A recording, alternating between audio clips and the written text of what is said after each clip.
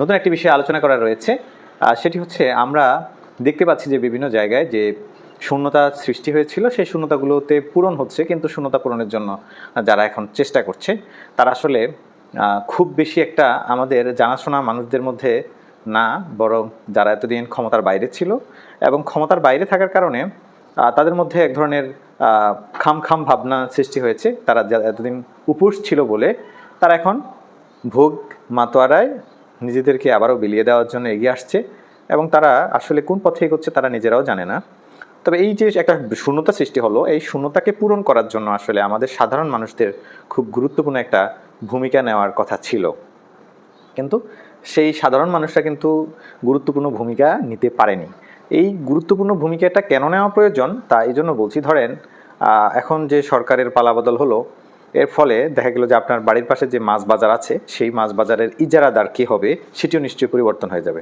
কারণ বিগত স্বৈরাচারের সময়ে স্বৈরাচারের ক্ষমতার সুযোগ নিয়ে যারা খারাপ মানুষ ছিল তারাই বেশিরভাগ ক্ষেত্রে প্রভাব খাটিয়ে বা জোরপূর্বক তারা তাদের একচ্ছত্র প্রভাব বজায় রেখেছিল এইসব ইজারাদারিতে বা টেন্ডারবাজিতে, অথবা বলতে পারি ঠিকাদারি ব্যবসায়।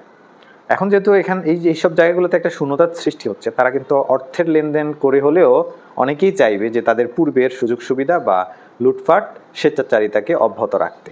সেজন্য প্রয়োজনে তারা লিয়াজু করবে যারা পরবর্তীতে ক্ষমতায় আসার সম্ভাবনা রয়েছে। বিশেষ করে তাদেরকে তারা বাগে এনে অথবা টাকা দিয়ে বাগে এনে তারা তাদের নিজস্ব পদবিতে অথবা নিজস্ব ব্যবসা বাণিজ্যে অথবা নিজস্ব জীবিকায় তারা বসে থাকার চেষ্টা করবে। কিন্তু এই বসে থাকাটা মেনে নিবে কারা? জনগণই তো।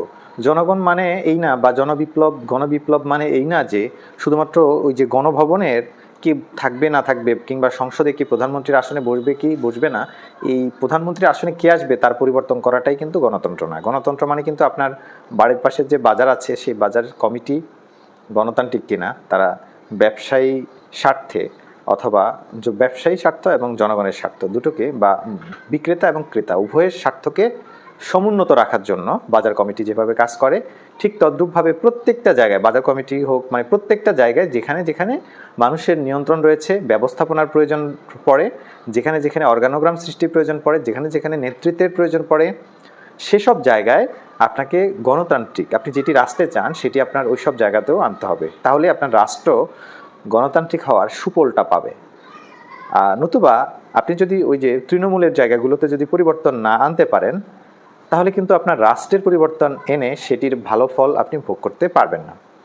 এবং আমাদের সমস্যাটা এই জায়গায় যে আমরা সরকার পরিবর্তন করি বা করতে চাই, কিন্তু আমরা আমাদের সমাজের মানুষগুলোকে অথবা সমাজের নেতৃস্থানীয় পর্যায়ে পরিবর্তন আনার চেষ্টা করি না এবং সেই বিষয়ে কথা বলতে চাই না।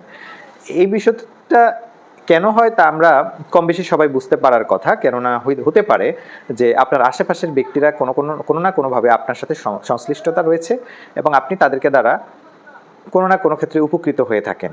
অর্থাৎ আপনি আপনার প্রয়োজনে তাদেরকে আপনার স্বার্থে কখনো কখনো ব্যবহার করতে পারবেন। এই জন্য সে খারাপ হলেও, সে অন্যায় করলেও, সে দুর্নীতিবাজ হলেও আপনি তাকে সমর্থন করে যান। কেননা আপনার বিপদে সে আপনাকে নৈতিকভাবে হোক অনৈতিকভাবে হোক আপনাকে সমর্থন করবে, আপনার সাহায্যে এগিয়ে আসবে, সে কারণে আপনি তাকে সমর্থন করে যান। তো এই বিষয়টার জন্যই আসলে মূলত আমাদের সমাজের পরিবর্তন তো হয়ই না, এবং আমরা সমাজ কাঠামো থেকে দুর্নীতি, অন্যায়, অবিচারকে সরাতে পারি না, বিলুপ্ত করতে পারি না, এবং এটি শেষ পর্যন্ত রাষ্ট্রে গিয়ে পৌঁছায়। কারণ হচ্ছে সমাজের ভোটগুলো থেকেই কিন্তু রাষ্ট্রের নেতৃত্ব তৈরি হয়। তো সমাজের মানুষ যদি সত্য মিথ্যা, ন্যায় অন্যায়কে পার্থক্য করতে না পারে এবং সত্যের পক্ষে, ন্যায়ের পক্ষে, ইনসাফের পক্ষে যদি দাঁড়াতে না পারে, তাদের সাপোর্ট করতে না পারে, তাহলে তো সে কিভাবে রাষ্ট্রের পক্ষে কাজ করবে অথবা সত্যের পক্ষে সঠিক রাষ্ট্র কাঠামো তৈরির জন্য সে কিভাবে সমর্থন দেবে? তাহলে তার ওই সব কাজও, জাতীয় কাজগুলো বাধাগ্রস্ত হবে। এখন আমাদের বাংলাদেশে যে পরিস্থিতি চলছে, এই পরিস্থিতিতে আমরা যারা সাধারণ মানুষ, আমাদের কাজ এবং আমাদের চিন্তা ভাবনার গুরুত্ব অনেক বেশি। কারণ আমরা যে চিন্তা ভাবনা করছি, আমরা যেভাবে আমাদের রাষ্ট্রকে দেখতে চাচ্ছি, সেটির প্রতিফলন আমাদেরকে দিয়েই হবে।